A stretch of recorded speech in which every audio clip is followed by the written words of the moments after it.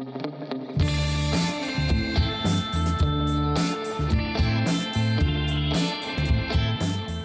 er komið að ráðgátunum Svarfaðardalsmálverkið og leynda göngustíginn. Hún Vigdís Rún, hún keypti Hafnarstræti 3 2018 og hefur verið að vinna í því síðan. Já, Vigdís, þetta hefur verið vinna upp á hvern einasta dag. Já, það má alveg sannarlega segja það. og þú hefur verið að vinna í húsinu og það hefur ýmislegt komið í ljós á meðan þú hefur verið að vinna í því. Já, ég í ykkur bréfri þá keypti ég þetta hús og það var svo margir búnir að reyna að tala með að því að kaupa þetta hús. Þetta hús var byggt 1903 og var í töluvert verra ásigkomulagi heldur en ég hélt þegar ég keypti það.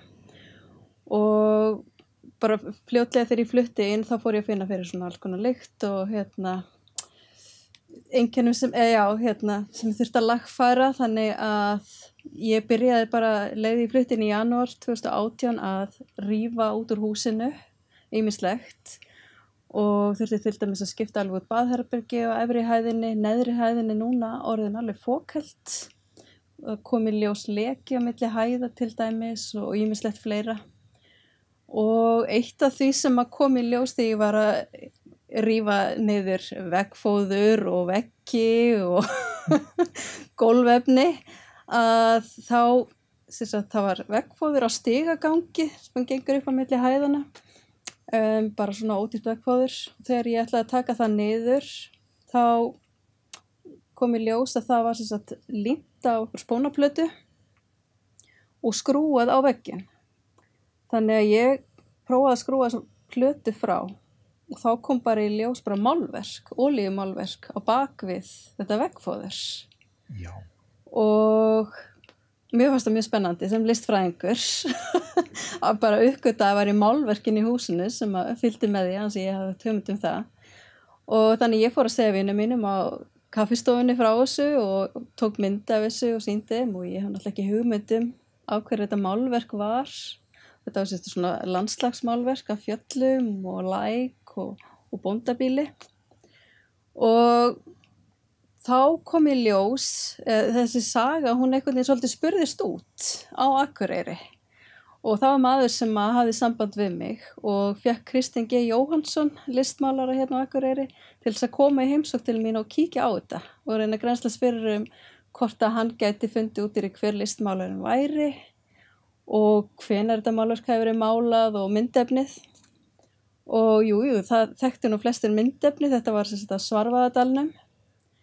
En málarinn því miður en ófundinn og eftir að hafa reynt að googla hann alveg út í því óendanlega þá hefur ekki leyst þá ráðgátu ennþá. Þannig við tökum alveg við fyrirspurnum ef einhver með ábendingar. Endilega. En það einmitt svona, í svona húsi með mikla sögu, þegar þú fer að grafa, það kemur ýmislegt í ljós og þú búin að vera inn í garðinu líka sem nú verðlaunagarður, fékk viðurkenningar og þar kemur stígur í ljós, segðu hvernig frá því. Já, ég var eins og svo oft áður, ég eyði nú eiginlega flestum dögum sumarsins í garðinum, enda þetta 990 fermetra garður og honum hefur ekki verið bara viðhaldið örugglega í 30 ár. Eða síðan hann fékk verðlaun sem verðlaunagarður 91.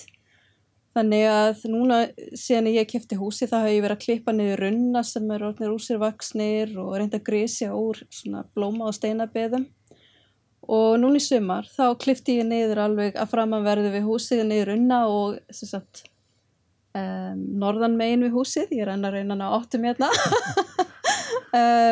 Og fór að hreinsa það var steinstígi sem liggur úr garðinum upp í Aðalstrætið og ég vissi svo sem af honum en hann var allur mikið gras og gróður og illgresi í kringum hann, þannig að ég fór að hreinsa hann upp og svo þegar ég fór að hreinsa niður framfyrir stigann þá sá ég að lá eitthvað svona hellur fyrir framan hann, þannig ég fór að losa bara grasið upp og torfið sem lá yfir þessu og það leiddi mig áfram og leiddi mig í raun og veru bara í gegnum allan garðinn og þá kom í ljós þessi stígur, ótrúlega fallegur steinstígur sem hefur verið settur þarna fyrir einhverjum árum síðan og ég var svolítið forvitin og hafði samband við son eiganda neðri hæðarinnar sem hefur fylgst svolítið með framkvæmdum í húsinu. Og hann sagði mig það að hann og bróður hans hefðu lagt hennar stíg einhvern tímann fyrir 1990, fyrir mömmu sína, því hún var mikil garðyrkjukona og ásamt því að leggja þetta steinabið líka í garðinn. En það mitt með svona hús, maður sér og maður vill sem íbúi hérna að þessu sé vel við haldið og maður stoltur að því. Þetta fallegt hús, Hafnarstræti 3 og mikil saga líka, en það fer tími og þetta kostar mikið pening að gera þetta. Í sjálfu sér kannski borgar þetta sé ekki nema kannski bara í einhverju menningarlegu gildi. Já, algjörlega og það þarf náttúrulega einhvern algjörn brjálæðing til þess að kaupa svona hús. Það lítur að vera. En þetta hús náttúrulega friðað. Það orðið 117 ára gamalt og ég sótti í fyrsta skipti núna til húsafriðunarsjóðar og fékk góðan styrk núna til þess að fara í framkvæmdir á húsinu. Meðal annars skipta út útidyrahurðum og glugga sem alveg upprunalegur í anddyri húsins og það bara í þessum töluðu orðum verið að smíða hurðirnar og gluggan og reynda stigan líka sem núna að framaverða húsinu. Og þannig að ef ekki væri fyrir húsafriðunarsjóð þá ég nú ekki endilega vissum að ég hefði lagt í það að kaupa svona gamalt hús og hús í þessu ástandi. En það allavega svona hvetur maður líka áfram til þess að viðhalda húsinu, að geta sótt svona styrki. Og þetta hús hefur vakið og vekur alltaf mikla athygli. Það mikið af ferðamönnum sem stoppa við það og taka myndir, en það þetta mjög fallegt og reisulegt hús. Og garðurinn líka, en það þetta verðlauna garður og það rosalega gaman og gaman fyrir mig líka halda honum við, því ég fæ mikið út úr því. Þótt að þessi mikil vinna líka. Og núna ég að bíða eftir því að verktakar komi og hreinsi upp garðina framan og við ætla að setja svona upprænilega girðingu fyrir framan húsið og hellilegja bílastæðin og reyna að gera þetta svona eins snyrtilegt og hægt er.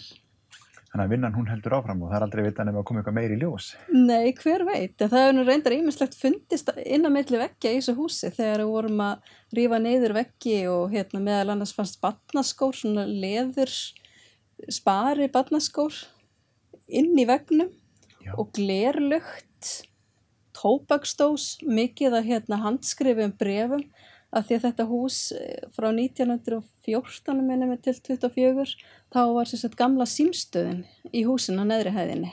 Og ég held bara jafnvel fyrsta símstöð á landinu og þar hafa fundist bref sem stíluð af símstöðina, bara handskrifu bref og ýmislegt fleira sem gaman að eiga og ég ætla að láta ramma inn. Vigdís, takk fyrir að koma og segja okkur þessu sögu og takk fyrir að halda þessu fallega húsi við. Já, takk fyrir að bjóða mér.